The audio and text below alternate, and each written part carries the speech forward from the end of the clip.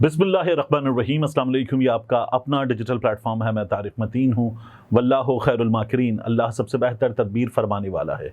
वही बचाएगा मेरे देश को बलाओं से, जो बारिश में शजर से घोंसला गिरने नहीं देता, क्योंकि उसकी तदबीर तमाम तदाबीर की इमाम है।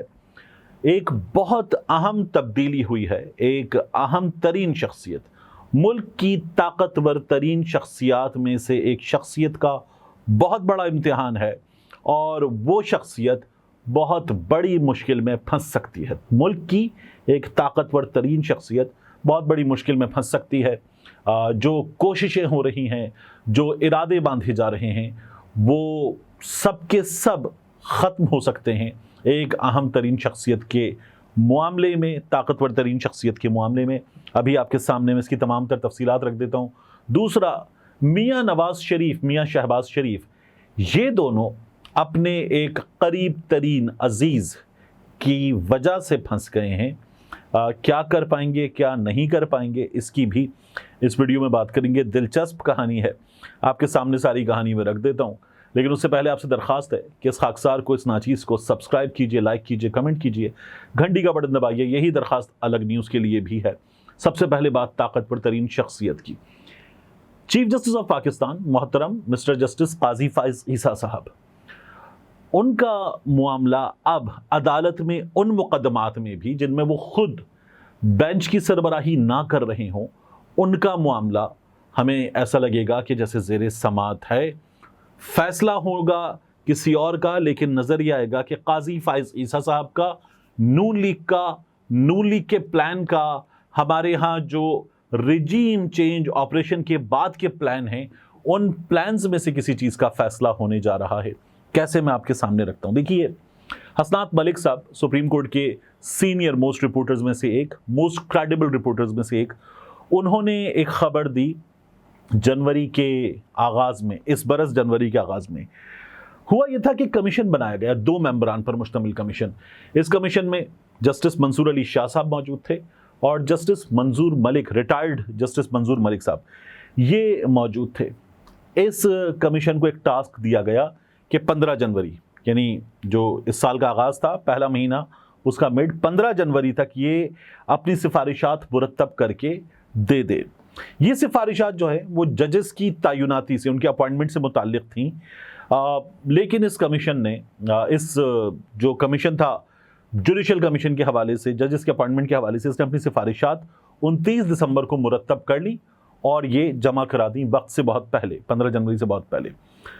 और ये सिफारिशात जो ज़ाहिर है कि इसमें दीगर स्टेक होल्डर्स भी मुलव्वस हुए और उन्होंने बड़ी अर्क़रेज़ी की, बड़ी मेहनत की, उन सब ने इसमें शामिल होकर, तो ये सिफारिशात पहुंच गई chief justice of Pakistan mister justice काजी फाइज ईसा साहब के पास, जो जुडिशल कमीशन की सरबराही करते हैं। अब जुडिशल कमीशन पाकिस्तान में जजेस के अपॉइंटमेंट की एक बॉडी है, आला अदालतों में जजेस के अपॉइंटमेंट की बॉडी। इसका इजलास उसके बाद नहीं हुआ, चलता रहा मामला। अगर हम बात कर रहे हैं कुछ 29 दिसंबर की, और अब हम आ गए हैं मई में, तो ये कोई 4.5 महीने के आसपास का वक्त है जो गुजर गया, लेकिन कुछ हुआ नहीं। फिर एक इजलास हुआ जुडिशल कमीशन का, और उस इजलास के शुरू होते ही हमने देखा कि वज़ीर क़ानून आज़म नज़ीर तारड़ ने कहा कि हुकूमत जजेस की तैनाती के तरीक़ेकार में कुछ तब्दीली कर रही है। वफाक ने ये बताया, आर्टिकल 175 जो है उसमें हुकूमत के पास 2/3 अक्सरियत है। नून लीग को मिला के, पीपल्स पार्टी को मिला के, MQM को डाल के ये हुकूमत बनी, लेकिन 2/3 अक्सरियत मिली कैसे, इसका ताल्लुक भी काजी फाइज ईसा साहब से जोड़ता है। अब जो समात हो रही है मखसूस नशिस्तों के मामले पर, पाकिस्तान तहरीक इंसाफ की कॉज लिस्ट तब्दील हुई है। पहले ही समात होने जा रही थी बुध के रोज़, 8 मई के रोज़। अब ये समात हो रही है कल, 6 मई के रोज़। तो ये समात होगी। इस समात की सरबराही कर रहे हैं सीनियर प्यूनी जज सुप्रीम कोर्ट ऑफ पाकिस्तान में, दूसरे नंबर पर मौजूद जज साहब मिस्टर जस्टिस मंसूर अली शाह साहब। उनके साथ मिस्टर जस्टिस मोहम्मद अली मजहर साहब शामिल हैं और मिस्टर जस्टिस अतहर बिन अल्लाह साहब इसमें शामिल हैं। हमने देखा कि पाकिस्तान तहरीक इंसाफ का बल्ले के निशान का मामला था, قاضی فائز عیسیٰ صاحب پر پاکستان تحریک انصاف سوشل میڈیا پر ویسے بھی جگہ جگہ اعتراض کر رہی تھی، اب تو اور زیادہ شدت کے ساتھ اعتراض کر رہی ہے، لیکن ان تمام تر اعتراضات کے باوجود بھی، اور آپ کو یاد ہوگا شیر افضل مروت صاحب نے تو باہر آ کر اڈیالہ سے صاف طور پہ بتا دیا تھا کہ عمران خان صاحب نے کہہ دیا ہے کہ ہمیں قاضی فائز عیسیٰ صاحب پر اعتماد نہیں۔ اچھا دلچسپ ہوا یہ کہ اس وقت بیرسٹر گوہر صاحب نے، حامد خان صاحب نے، یہ پاکستان تحریک انصاف کے اندر کے لوگ کہتے ہیں، یعنی یہ میں نے کوئی ایسا نہیں دیکھا کہ انہوں نے نکالا ہو کہ یہ والا نقطہ نکال دو، لیکن بیرسٹر گوہر صاحب نے کہا کہ نہیں ہمیں اعتماد ہے، حامد خان صاحب نے کہا ہمیں اعتماد ہے، اور اندر کے لوگوں نے بتایا کہ ان دونوں نے اپنی، یہ عمران خان صاحب سے ملنے والے وکلا کا کہنا ہے کہ اپنی جو جوڈیشل پریزنس ہے بطور وکیل، اپنی پریکٹس ہے، ان تمام چیزوں کے لیے، اور جو سیاست ہے وکلا سیاست، اس کے لیے ان لوگوں نے پاکستان تحریک انصاف کے چیئرمین کی ہدایات کو پس پشت ڈالا، یہ لوگ آگے بڑھ گئے۔ میں یہاں جوڈیشل پریزنس کا لفظ آگے بڑھتے ہوئے بتا دوں کہ غلط استعمال کر گیا تھا۔ خیر،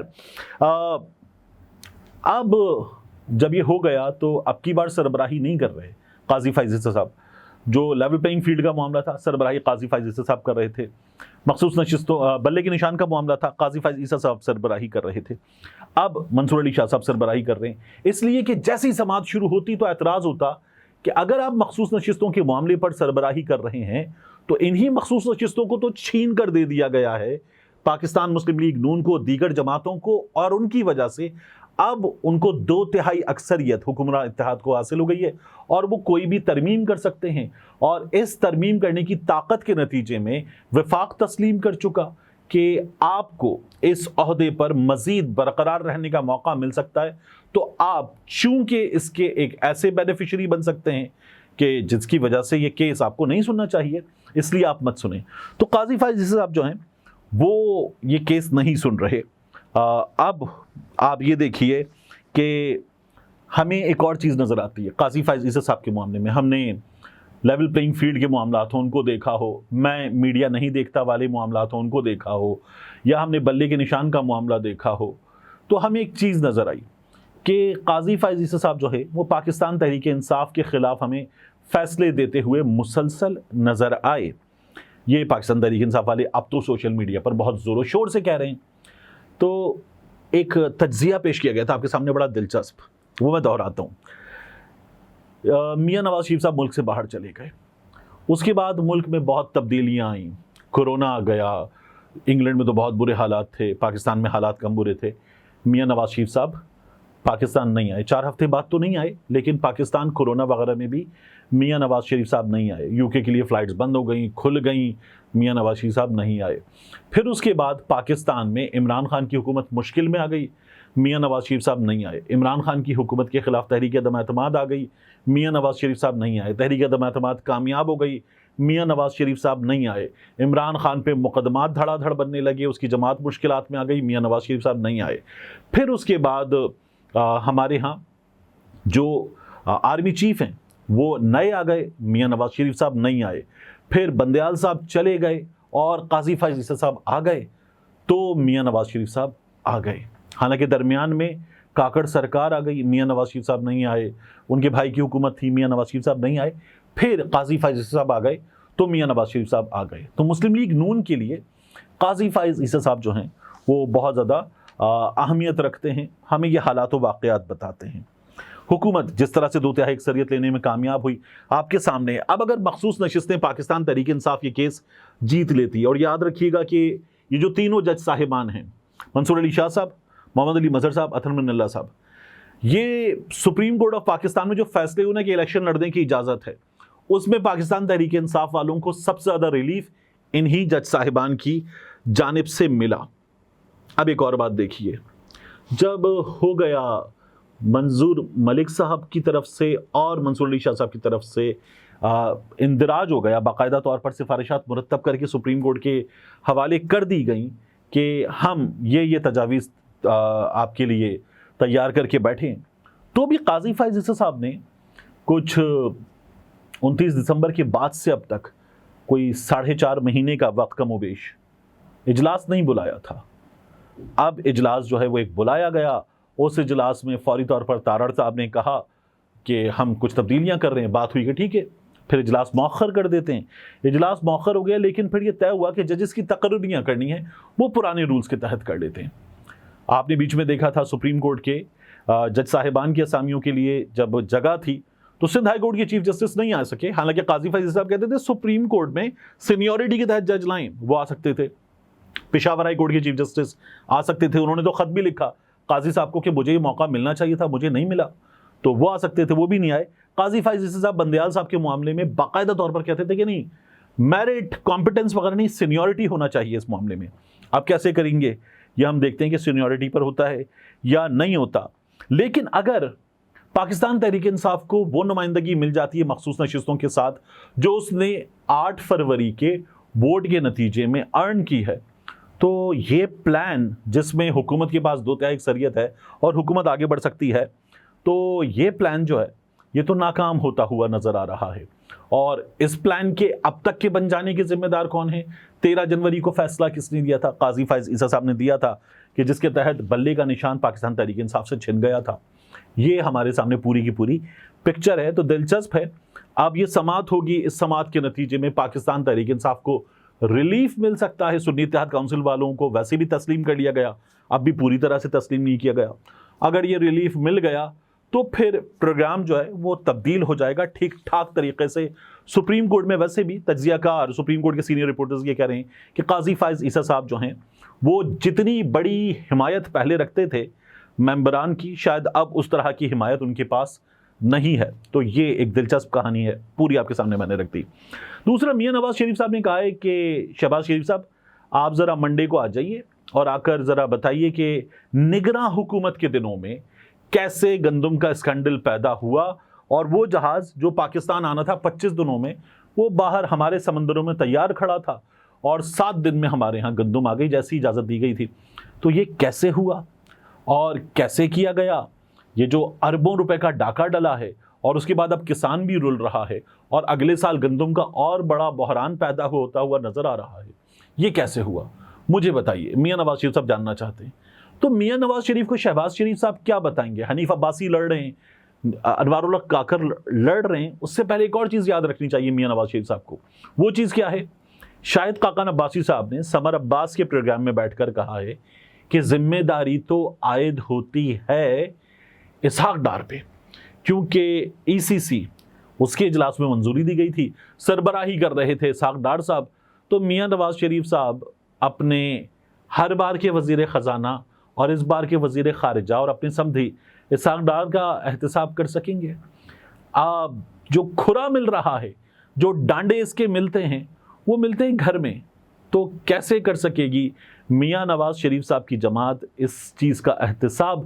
کیونکہ ہر چیز پچھلوں پہ ڈال دو والی حکمت عملی اب کامیاب ہوگی یا نہیں ہوگی, کیونکہ پچھلوں کے پیچھے جو ہیں ان کے پیچھے کون جائے گا. ملتے ہیں انشاءاللہ آپ سے اگلی ویڈیو میں. السلام علیکم, میں اس وقت آغا محمد کے ساتھ موجود ہوں سپر ہائی وے کراچی پر. یہ جو آپ عمارتیں دیکھ رہے ہیں یہ عمارتیں ہیں بحریہ ٹاؤن کراچی کی, بحریہ ٹاؤن کراچی, اور اس کے بالکل دروازے کے ساتھ یہ دینی درسگاہ, اللہ رب العزت کا کام. یہ قرآن میں اللہ تعالیٰ فرماتا ہے کون ہے جو اللہ کی مدد کرے, اللہ کے لیے انصار کون ہیں, یہ اللہ رب العزت سوال کرتا ہے. یعنی اللہ ہمیں موقع دیتا ہے کہ ہم اس کے دین کے لیے کچھ کر سکیں.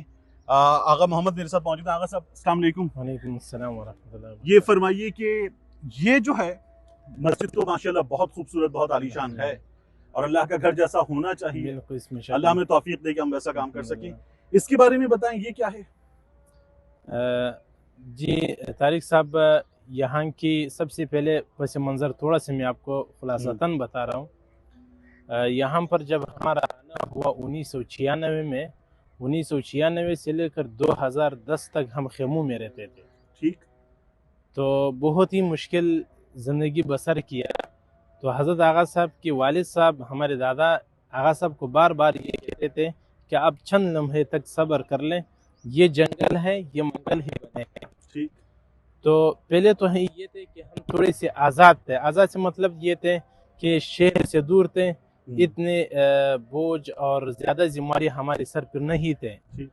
تو ابھی جب شہر ہی آ گیا تو ہمارے ایک ارادہ ہے, ایک فکر ہے, ایک سوچ سوچ ہے یہاں پر ہم ایک ایسا عظیم دینی درسگاہ بنائے ہیں جس میں دینی تعلیم بھی ہو اور عصری تعلیم بھی ہو اور مخلوق کے لیے ایک خدمت ہو اور اللہ تبارک و تعالیٰ اس دین کو مزید پھیلا ہے.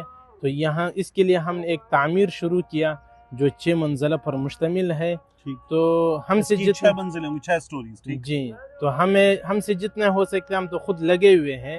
تو مزید بھی اللہ تبارک و تعالیٰ ان لوگوں کو خدمت کرنے کی توفیق دے جو خدمت کر رہے ہیں، جن اللہ نے نوازا. جن کو اللہ نے نوازا ہے. تو میں امید رکھوں گا کہ انشاءاللہ ہر اچھا ایک مجھے اس یہ میں بتائیے کہ یہ جو 6 منزلہ یہ حصہ ہے، جی اس حصے میں اسٹوڈنٹس کی رہائش بھی ہوگی اور ان کی تعلیم کی کلاسز کی رہائش بھی ہوگی اور ان کی تعلیم بھی ہوں گی. کم از کم تقریباً ہم 2000 طلباء کو یہاں پر قیام پذیر کر لیں گے. تو انشاءاللہ بہت ہی فائدہ ہوگا. میں تو ساتھیوں کی کہتا ہوں آ جاؤ مل جل کر کے اس کام کو آگے بڑھائیں. اچھا اس کی جو لاگت شروع سے اب تک مکمل اندازہ لگایا گیا ہے وہ کتنا ہے، کتنا لگ چکا ہے، کتنا باقی ہے؟ تقریباً 25 کروڑ روپے اس کی لاگت ہے. اندازاً ابھی جو لگا ہے 3 کروڑ تک خرچہ ہو چکا ہے. ٹھیک. اور مجھے یہ بتائیے یہ جو یہاں پر 6 منزلہ عمارت ہے یہ کتنے ایریا پر ہے؟